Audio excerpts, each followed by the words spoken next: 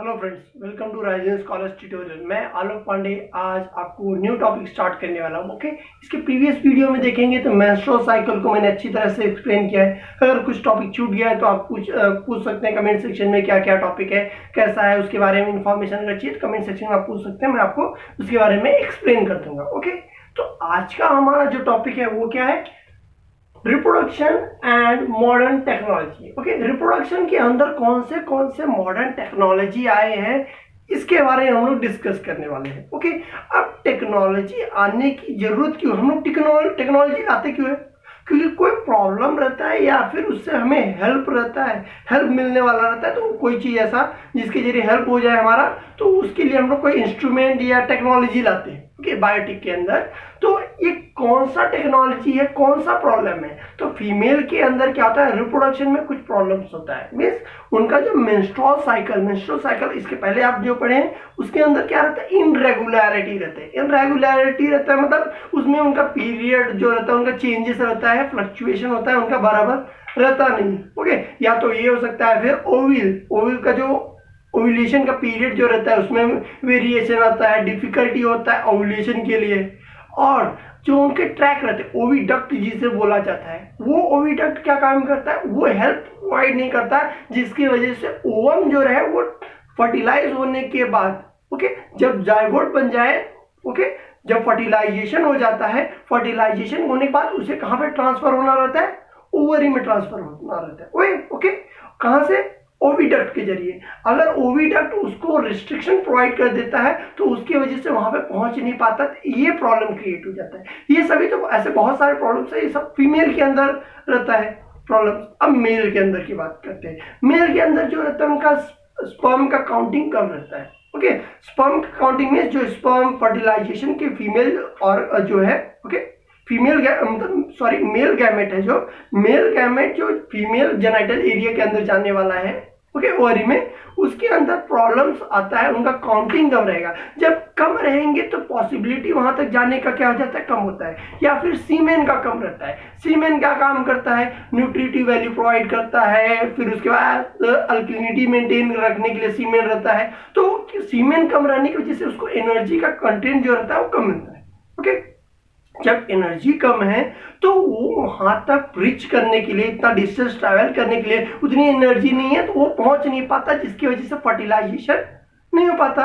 ये एक डिफिकल्टी हो गई। एक और डिफिकल्टी है इसके अंदर, जैसा कि जो इनका स्पर्म रहता है ना, वो ज्यादा एनर्जेटिक नहीं रहता, मीन्स वो मोटाइल ज्यादा नहीं रहता। ओके, मोटाइल मीन्स, अब जाहिर सी बात है, जब वजाइना में उसको ट्रांसफर कर दिया जाएगा स्पर्म, तो स्पर्म मूव करेगा वजाइना से होते हुए ओविडक्ट में। ओके, ओविडक्ट के अंदर ही फर्टिलाइजेशन होने वाला है। तो जो मोटाइल नहीं है तो उसका क्या काम कर सकता है, वो मूव नहीं कर सकता, माइग्रेट नहीं कर सकता एक जगह से दूसरी जगह पे। तो ये बहुत सारे प्रॉब्लम्स क्रिएट होती है मैंस और वुमेन्स के लिए। तो उसका सॉर्ट आउट किया गया। ये सारे प्रॉब्लम्स को क्लियर किससे किया जाएगा? टेक्नोलॉजी के जरिए। अब जाहिर सी बात है, टेक्नोलॉजी क्या काम करेगा, लिविंग बीइंग रिप्रोडक्शन में मदद कैसे करेगा, उसके बारे में हम लोग इन शॉर्ट में पढ़ते हैं, जितना आपके लिए रिक्वायरमेंट है। ओके, तो कौन सा है? In vitro fertilisation first, second surrogacy, okay, third sperm bank और सीमेन बैंक बोल सकते हैं। अब सबसे पहले की बात किया जाए, इन विट्रो फर्टिलाइजेशन। इन मतलब जो हो जाता है इन विट्रो फर्टिलाइजेशन, जो बाहर, मतलब बॉडी के बाहर जो फर्टिलाइजेशन किया जाता है उसको बोलते हैं इन विट्रो फर्टिलाइजेशन। ओके, तो अब बाहर क्यों करने की जरूरत पड़ी? क्योंकि उनका जो बॉडी है, जो उनका जो डक्ट है, ओके, ओविडक्ट, वो रेजिस्टेंस प्रोवाइड कर रहा है ट्रांसफर होने के लिए वहां पे। तो क्या काम किया जाता है, उनके बॉडी से एक सेल निकाला जाता है और मेल से स्पर्म लिया जाता है। इन दोनों के बीच में बाहर टेस्ट ट्यूब में फर्टिलाइज किया जाता है। जाहिर सी बात है, बाहर किया जा रहा है तो उसको प्रॉपर इन्वायरमेंट दिया जाए जिसकी वजह से उसके ऊपर कोई इफेक्ट ना हो। ओके, जब उसका फर्टिलाइजेशन हो जाने के बाद वो जाइगोट बन जाता है। ओके, जाइगोट किसे बोलते हैं? 16 सेल के जब हमारा फर्टिलाइजेशन होने के बाद सेल 1 से 2 होता है, 2 से 4 होता है, माइटोटिक डिवीजन होता है, 4 से 8 होगा, 8 से 16। जब 16 सेल का बन जाता है तो उसे हम लोग जाइगोट बोलते हैं। ओके, जाइगोट को क्या काम किया जाता है, एम्ब्रियो में ट्रांसफर किया जाता है यूटेरस के अंदर, जहां पे इम्प्लांटेशन होता है। जब इम्प्लांटेशन हो जाता है तो क्या हो जाता है, उनके मदर के अंदर बच्चा आ गया पेट के अंदर, ओके, वूम में। तो इसके वजह से इस टेक्निक के जरिए क्या काम किया जाता है, बच्चे उन ले सकते हैं अगर जिनको ये प्रॉब्लम हो रहा है तो उन सबके लिए, ओके। ये इन विट्रो फर्टिलाइजेशन हो गया, ये आपको टॉपिक समझ में आ गया होगा, ओके। अब सेकेंड हम बात करते हैं सेरोगेसी। सेरोगेसी इस कंडीशन पे कराया जाता है कि अगर हमारे जो मतलब यंग वंस अगर फर्टिलाइजेशन हो जाए तो उनका इम्प्लांटेशन में प्रॉब्लम क्रिएट होता है, ओके। इम्प्राइम में मतलब अगर बोला जाए तो फीमेल जेनाइटल बोला जाए तो वहां पे, ओके। तो ये क्या है, उनका यूटेरस है, ओके। तो यूटेरस यहाँ पे डक्ट आता है, यहाँ पे ये ओवल के साथ डक्ट होते हुए यहाँ पे इसी तरह से यहाँ पे रहता है, ओके। तो यहाँ पे यूटेरस के अंदर क्या होता है कि यहाँ पे इम्प्लांटेशन होने वाला है फीमेल रिप्रोडक्टिव पार्ट में। इम्प्लांटेशन जब होने वाला है तो इम्प्लांटेशन में सेल का जो कलेक्शन ऑफ सेल का इम्प्लांटेशन है वो फीमेल अच्छी मतलब इम्प्लांट उनके बॉडी में नहीं हो पा रहा है, या फिर उनको बर्थ देने में उनका बॉडी जो है कैपेबल नहीं है, उनके अंदर उतनी एनर्जी नहीं है, वो नहीं होल्ड कर सकती बेबी को, ओके। तो उस कंडीशन में सरोगेट मदर होता है। मीन्स एग्जाम्पल के तौर पे ये दो पर्सन है, मैं ड्रॉ कर दे रहा हूं, ओके। तो ये एक आदमी है, सेकेंड ये फीमेल है, ओके। इन दोनों को क्या चाहिए, चाइल्ड चाहिए, बच्चा चाहिए, ओके। अब ये दोनों को अगर बेबी चाहिए तो इनको क्या काम करना पड़ेगा, अब मदर जो है उनके बॉडी में इम्प्लांटेशन तो होने वाला नहीं है, क्योंकि उनकी बॉडी क्या काम करे इम्प्लांटेशन के लिए अच्छी तरह से डेवलप नहीं हो पा रहा हुआ है, या हुआ होगा, या फिर वो ऑब्जेक्शन प्रोवाइड करता है, रेस्ट्रिक्शन प्रोवाइड करने की वजह से तो क्या होता है उनके बॉडी में इम्प्लांट नहीं होता। तो ये दोनों के दोनों क्या काम करते हैं, सेरोगेट मदर। आप ऐसा मूवी में भी देखे होंगे, पति पत्नी के अलावा एक और औरत रहती है जिनका इन दोनों का क्या काम किया जाता है, जैसे कि टेस्ट ट्यूब बेबी आपने इन विट्रो फर्टिलाइजेशन समझा, ओके। सिमिलरली मेल के अंदर से स्पर्म लिया जाएगा, फीमेल के अंदर से एग सेल लिया जाएगा, इन दोनों के बीच में फर्टिलाइजेशन हुआ, ओके। फर्टिलाइजेशन कहां पे हुआ है, बाहर हुआ है, ओके। इन विट्रो को समझ के आपको चलना है तो आपको सिंपल इजी पड़ जाएगा, ओके। जब फर्टिलाइजेशन हो जाता है तो फीमेल के अंदर उसी फीमेल के अंदर तो डाल नहीं सकते, क्योंकि वो कैरी आउट नहीं कर सकती, इम्प्लांटेशन में प्रॉब्लम क्रिएट होती है। तो क्या काम किया जाता है, किसी और औरत के अंदर डाल दिया जाता है। एक कॉन्स्टिट्यूशन राइट है, मतलब गवर्नमेंट से अप्रूवल है कि ऐसा किया जा सकता है, ओके। अगर वो औरत अलाउ करे कि हाँ ठीक है, तो उसके हिसाब से बहुत सारे कुछ टर्म्स एंड कंडीशन है, गवर्नमेंट को फॉलो करने के बाद ही ऐसा किया जा सकता है। तो क्या काम किया जाता है, वो औरत के वूम में, ओके, जहां पे जेनाइटल एरिया जहां पे क्या होता है बच्चे का इम्प्लांटेशन होता है रिप्रोडक्टिव पार्ट में, ओके, यूटेरस के अंदर इम्प्लांट कर दिया जाता है, ओके। इनके वूम में इम्प्लांट करने के बाद अब देखिए ये क्या काम करेंगी, यंग वन को बॉर्न करेंगे, बच्चा बॉर्न करेंगे, ओके। जेनेटिक मटेरियल किसका किसका गया है, ये मेल का गया है, ओके, मेल का सिंबल ये है, ये क्या है फीमेल है, ओके। फीमेल का और मेल का और गया है, ओके। मेल और फीमेल का जेनेटिक मटेरियल गया है किसके अंदर, इसके वजाइना से होते हुए यूटेरस में गया। मींस यंग वन जो बॉर्न होगा इसके अंदर, इस औरत के अंदर क्या होगा, सेरोगेट के अंदर क्या होगा, वो बॉर्न होगा। अब जब बच्चा बड़ा मतलब वो पैदा हो जाएगा तो वो किसको दे दिया जाएगा, इन दोनों को दे दिया जाएगा, ओके। एक्चुअल जो रियल पेरेंट्स है वो उनको दिया जाएगा, क्योंकि इनकी जेनेटिक मटेरियल है इन दोनों का। उसने बोला कि हाँ मेरे अंदर ट्रांसफर कीजिए, अगर वो अलाउ करे तभी ऐसा पॉसिबल है, ओके। गवर्नमेंट का ये रूल है, ओके। तो इस तरीके से ये सेरोगेट मदर होता है, ओके। सेरोगेसी मदर का आपने कॉन्सेप्ट समझ में आया होगा, किस तरीके से यंग वन कैरी मतलब मिलता है, बच्चों को मिल जाता है, मतलब पेरेंट्स को मिल जाता है कि मुझे बच्चा चाहिए, मुझे डिजायर है कि भैया मुझे मेरा ही जेनेटिक मटेरियल चाहिए, ओके, मतलब मेरा ही खून का अगर बच्चा चाहिए। तो उसके लिए सेरोगेसी एक टेक्निक डेवलप किया गया है, जिसके जरिए क्या काम किया जा सकता है, बच्चे पैदा किया जा सकता है, ओके। ऐसा आपने बहुत सारे मूवीज में करते हुए देखा होगा, शोज में देखा होगा, मतलब टीवी में सीरियल्स में से दिखाते हैं कभी कभी, ओके। तो अभी हमारा नेक्स्ट टॉपिक क्या है, स्पर्म बैंक और सीमेन बैंक, ओके। बैंक से रिलेटेड आपको कुछ पता चल रहा है, बैंक जहाँ पे पैसा कुछ डिपॉजिट किया जाए, या फिर स्पर्म बैंक से मैं अगर सिंपल एग्जांपल बोलूँ तो ब्लड का बैंक होता है, ओके, जहाँ पे ब्लड डिपॉजिट किया जाता है, वहाँ पे जमा किया जाता है हेल्दी ब्लड। अब जिसको जरूरत रहती है उसे दे दिया जाता है।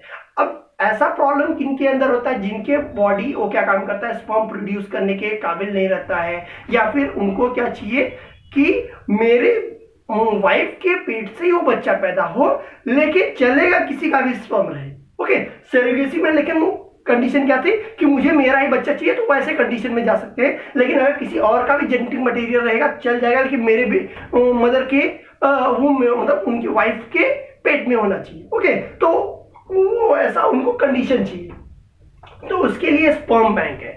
स्पर्म बैंक क्या रहता है, हाईली रिस्ट्रिक्टेड रहता है, कि ये हाईली कॉन्फिडेंशियल रहता है, मींस जिसने स्पर्म डोनेट किया है उसका इंफॉर्मेशन कभी भी रिवील नहीं किया जाता, बताया नहीं जाता सभी को कि भाई इन्होंने स्पर्म डोनेट किया, जैसे विकी डोनर आपने सुना होगा, ओके। तो क्या काम किया जाता है, स्पर्म वहां पे ऐसा आदमी को सिलेक्ट किया जाता है कि जो हेल्दी रहे, जो डोनेट करना चाहता है खुद से पर्सनली, वो हेल्दी रहे, उनका मेडिकल, उनका फिजिकल, ये सभी चीजें अगर फिट रहेगा, अच्छा रहेगा, तो उनको सिलेक्ट किया जाता है, ओके। तो उनको सिलेक्ट करने के बाद वो जो स्पर्म रहता है वो उनके पास स्टोर करके रखा जाता है, ओके। उनका स्पर्म का भी लाइफ टाइम रहता है, लेकिन ऐसे कंडीशन पे रखा जाता है जिसकी वजह से वो मरे ना स्पर्म, ओके, उस टाइम तक ही रखा जा सकता है। वैसे स्पर्म को क्या काम किया जा रहा है, स्टोर किया जाता है। जब किसी पेरेंट्स को डिजायर रहेगा कि मुझे चाहिए, तो स्पर्म बैंक से डॉक्टर क्या काम करते हैं, स्पर्म को लेके उनके मदर से क्या काम करेंगे, एक्सेल लेंगे, और बैंक से क्या काम करते हैं, स्पर्म लेते हैं, ओके। इन दोनों के बीच में फर्टिलाइजेशन करते हैं और इम्प्लांट कर देते हैं, ओके। मदर के अंदर अगर इम्प्लांट कर देंगे, उनके वाइफ के अंदर इम्प्लांट, तो बच्चा ऑटोमेटिकली जाइगोट फॉर्मेशन होगा, एम्ब्रियो होगा, एम्ब्रियो के बाद slow slow slow slow develop हो जाएगा, और डेवलप होने के बाद वो बर्थ लेगा, मीन्स उनका बेबी क्या होगा, बच्चा पैदा हो गया, ओके। तो ये क्या है, टेक्निक्स, कुछ टेक्निक्स है जिसके जरिए क्या काम कर सकते हैं, पेरेंट बच्चे पैदा किया जा सकता है। ये सारे टेक्निक मॉडर्न टेक्निक है, ओके। अब हम बात करते हैं ट्विंस, ओके। ट्विंस आपको पता होगा कि कॉन्सेप्ट से रिलेटेड आपको कुछ इंफॉर्मेशन पता होगा। जो ट्विंस का मतलब क्या होता है, जुड़वे, ओके। वो क्या रहते हैं, जुड़वे रहते हैं, मतलब एग्जैक्टली जरूरी नहीं है कि वो हमेशा एक जैसा ही दिखे, दो तरह के इसीलिए ट्विंस होते हैं। एक होता है मोनोजाइगोटिक ट्विंस और होता है डाइजाइगोटिक, ओके। सबसे पहले मैं कॉन्सेंट्रेट करता हूं मोनोजाइगोटिक ट्विंस के ऊपर। मोनोजाइगोटिक ट्विंस के अंदर होता है, एक मोनो का मीन्स होता है सिंगल, जाइगोट का मतलब आपको पता है, जो फर्टिलाइजेशन के बाद जो बने उसे हम बोलते हैं जाइगोट। ये नॉर्मल मीन्स इस तीनों में से किसी का भी फॉलो नहीं किया जा रहा, ओके। मैं सिर्फ ट्विंस की बात कर रहा हूँ, ओके। इन जनरल अगर बच्चे के पेट में हो, या फिर इस टेक्निक से अगर डाला गया हो एम्ब्रियो में, तो भी हो जाता है कभी कभी, ठीक है। तो इन जनरल ये देखने को मिलता है कि आपको कॉमनली बोला जाए कि ट्विंस आप देखे हो, तो हाँ, हर कोई ट्विंस देखा है, ओके। तो वैसे कंडीशन में क्या होता है, जब फर्टिलाइजेशन होता है तो सेल क्या काम करता है, डिवीजन परफॉर्म करता है। डिवीजन परफॉर्म करते करते 1 से 2 होगा, 2 से 4 होगा, 4 से 8 होगा, 8 से 16। जब 16 हो जाता है ना, तो उसे हम लोग बोलते हैं एम्ब्रियो। अब एम्ब्रियो उसी स्टेज में क्या हो जाता है, 1 से 2 में डिवाइड हो जाता है, ओके। अपने आप को ही क्या काम कर देता है, डिवाइड कर देता है। अब 1 से ही 2 डिवीजन हुए हैं, मीन्स जो फर्टिलाइजेशन के बाद जो सेल बना हुआ था, एक सेल बना हुआ था, उनका एक अपना जेनेटिक मटेरियल रहेगा, ओके। एम्ब्रियो के पूरा अगर जब एम्ब्रियो बना है तो उसके अंदर भी क्या रहेगा, सिमिलर माइटोटिक डिवीजन हुआ है ना, मियोसिस तो हुआ नहीं, माइटोसिस होने के बाद जो सेल बना है सबके अंदर क्या रहेगा, एक जैसा जेनेटिक मटेरियल है, ओके। तो वो क्या हुआ है, सेपरेट हो गया है। जब सेपरेट हो जाने की वजह से 2 एम्ब्रियो बन गया, और दोनों के दोनों क्या होते हैं, डेवलप होते हैं यंग वन में, तो 2 बच्चे पैदा होते हैं, ओके। अब ये दोनों के दोनों क्या होते हैं, ट्विंस होते हैं, लेकिन आइडेंटिकल ट्विंस होते हैं। आइडेंटिकल मीन्स एग्जैक्टली इक्वल होते हैं, और इन दोनों के जेनेटिक मटेरियल भी क्या रहते हैं, सेम जेनेटिक मटेरियल रहते हैं, ओके। अब ये ट्विंस के क्या क्या कंडीशन रहता है, दोनों या तो लड़के रहेंगे या तो दोनों के दोनों लड़की रहेंगी, ओके। कभी भी एक लड़का एक लड़की मोनोजाइगोटिक के अंदर पॉसिबल है ही नहीं, ओके। इस कंडीशन में जो सिमिलर, आपने सिमिलर कंडीशन देखा होगा कि ऐसे जुड़े जो एक जैसे दिखते हैं, ओके, उनके अंदर कंजॉइटल रहता है, मीन्स जब देखिए एक सेल से एक एम्ब्रियो दो एम्ब्रियो में हो जाता है, जब डिवीजन कंडीशन में होता रहता है ना तो क्या रहता है, उससे कभी कभी अटैच फॉर्म में रहता है, वो पूरी तरह से सेपरेट नहीं होता है। ओके, उसे हम लोग बोलते हैं क्या बोला जाता है, कंजॉइंट बोला जाता है। ओके, कंजॉइंट, तो कंजॉइंट है एक दूसरे से, कंजॉइंट का मीन्स क्या हुआ है, जुड़े हुए हैं, और ये दोनों के दोनों डेवलप होंगे। डेवलप होने के बाद क्या हो जाएंगे, एक लड़का एक लड़की पैदा हो, मतलब जो यंग वन पैदा होगा वो क्या हो जाएगा। ओके, अब जाहिर सी बात है मोनोजाइगोटिक का ही ये है, कंजॉइंटिस हुआ है, तो यंग वन जो पैदा होगा दोनों के दोनों लड़के रहेंगे या तो दोनों के दोनों लड़की, क्योंकि एक ही एम्ब्रियो से ये दो बना है। ओके, लेकिन कंजोवाइटिस रहने की वजह से जुड़े हुए रहते हैं। तो ऐसा कंडीशन आपने सुना होगा, एक ही शरीर से दो बॉडी जुड़ा रहता है और दोनों के दोनों अलग अलग है। ओके, दो बच्चे हैं लेकिन उनकी बॉडी क्या है, उनका जुड़ा हुआ है, उनका बॉडी कुछ पार्ट्स जो है ऑर्गन जुड़ा है। कभी कभी देखने को मिलता है एक ही आदमी के दो दो सर रहते हैं, किसी के चार चार हाथ हो जाते हैं, तो किसी किसी के पैर एक्स्ट्रा निकले रहते हैं, तो वो कंजोवाइटिस रहता है क्योंकि उनकी बॉडी जुड़े हुए फ्यूज्ड फॉर्म में थे एम्ब्रियो फॉर्मेशन में, तो वो उस कंडीशन में होता है। ऐसा किस में होता है, मोनोजाइगोटिक के अंदर होता है, और इसे क्या बोला जाता है, सीमस, ओके, सीमस बोला जाता है। ओके, सीमस ट्विंस बोला जाता है। सीमस ट्विंस मींस जुड़े, मतलब जुड़े हुए एक दूसरे से, कंजोवाइटिस का अलग फॉर्म में इसका नेम है। अब आपको कंप्लीटली मोनोजाइगोटिक समझ में आ गया होगा, कुछ डाउट रहेगा तो वो भी आप पूछ सकते हैं। ओके, अब डाइजाइगोटिक की बात करें। डाइजाइगोटिक का मतलब होता है दो जाइगोट है। ओके, अब दो जाइगोट कैसे हो सकते हैं, अगर कभी कभी क्या हो जाता है, जो मदर से जो एग निकलता है ना, वो कभी कभी एक एग ना निकल के दो निकल जाते हैं। ओके, जब दो से एग निकले हैं तो दोनों के दोनों जो निकले हैं वो दोनों का जेनेटिक मटेरियल क्या रहेगा, डिफरेंट रहेगा। अब देखिए मैं डायग्राम उसका ड्रॉ करता हूँ, एग्जाम्पल की तौर पे बोलता हूँ। ओके, अब ये दो एग सेल्स हैं फीमेल बॉडी से जो ओव्यूलेशन हुआ है, ओवरी से निकले हुए, ठीक है, ये ओविडक्ट के अंदर है। अब जब सीमेन आएगा, सीमेन मींस स्पर्म्स आएंगे, मेल का पार्ट आएगा, तो क्या काम करेगा, देखेगा अरे दो दो सेल है, दो दो सेल है, मींस पहला जो आएगा वो इसको कर सकता है, फर्टिलाइज करेगा, ठीक है। जब इसका फर्टिलाइज हो जाए या तो इसको किसी को भी कर सकता है रेंडमली, ठीक है, जिसके साथ फर्टिलाइजेशन होने के बाद ये क्या हो जाएगा, अपने आप को डिवीजन बार बार परफॉर्म करेगा। ओके, ये अपने आप को एक सेल, दो सेल, तीन सेल, चार सेल, इसे डिवीजन करके एम्ब्रियो बनाएगा ये सेपरेटली, ठीक है। अब एक फर्टिलाइजेशन यहाँ पे हो जाने के बाद बाकी सब जो स्पर्म रहते हैं बोला जाता है उनको चांसेस मिला ही नहीं, ठीक है, एक का ही हुआ है, तो बाकी जब स्पर्म देखते हैं अरे दूसरा सेल भी है तो वहां पे ट्राई करते हैं, तो उसमें में से भी कोई एक ही स्पर्म को चांस मिलता है फर्टिलाइज करने की। एक जब फर्टिलाइज करता है इसके साथ सेकेंड वाला, ये फर्स्ट सेकेंड फर्टिलाइजेशन जब परफॉर्म हो जाता है तब वो फिर से डिवीजन परफॉर्म करता है, और डिवीजन परफॉर्म करके क्या बनाता है, एम्ब्रियो बनाता है। ओके, एक ये एम्ब्रियो हो गया और एक ये एम्ब्रियो हो गया। अब दो एम्ब्रियो बने हैं।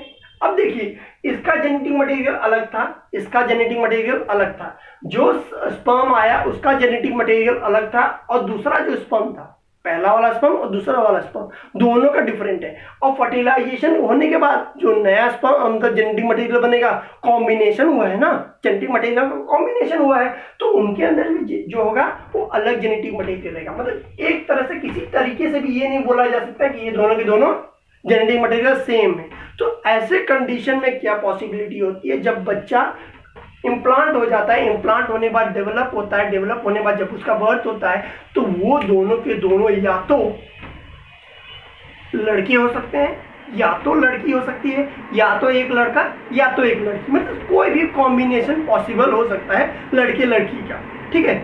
और वो कभी भी एक दूसरे के एक जैसे कभी दिखेंगे नहीं।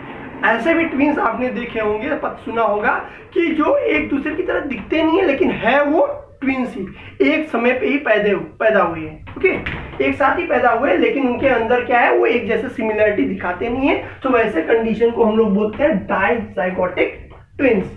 ओके, तो यहां तक आपको समझ में आया होगा। अब हम इसके नेक्स्ट टॉपिक पे बढ़ते हैं, तो उसके लिए मुझे ये रब करके आपके लिए अच्छी तरह से क्या क्या है उसके बारे में एक्सप्लेनेशन करता हूं। ओके तो ये देखिए, ये हमारा क्या है, reproductive health. Okay, reproductive health का मतलब क्या होता है आपके माइंड में? सबसे पहली बात हम हेल्थ के डेफिनेशन देखते हैं। हेल्थ का मतलब होता है अगर सोशली, फिजिकली, मेंटली आप स्टेबल हो तो ऐसे चीजों को हम हेल्थ के मतलब हेल्थी पर्सन उसे बोलते हैं। ओके, फिजिकली मीन्स बॉडी पे कोई इंजरी नहीं होना चाहिए, उसे कोई दर्द नहीं है, तो कहीं पे कट वट नहीं है, कट है तो इसका मतलब वो बीमार है या कुछ हुआ है। ओके, सोशली, सोसाइटी में उसका बिहेवियर, सोसाइटी में वो कैसा है, वो सब के ऊपर डिपेंड करता है, ये सोशली हो जाता है। मेंटली मतलब वो उसका दिमाग की हालत कैसा है उसके ऊपर बोला जाता है मेंटली। अगर ये तीनों तरह से अच्छा वो फिट है तो इसका मीन्स क्या हो जा रहा है कि वो हेल्दी पर्सन।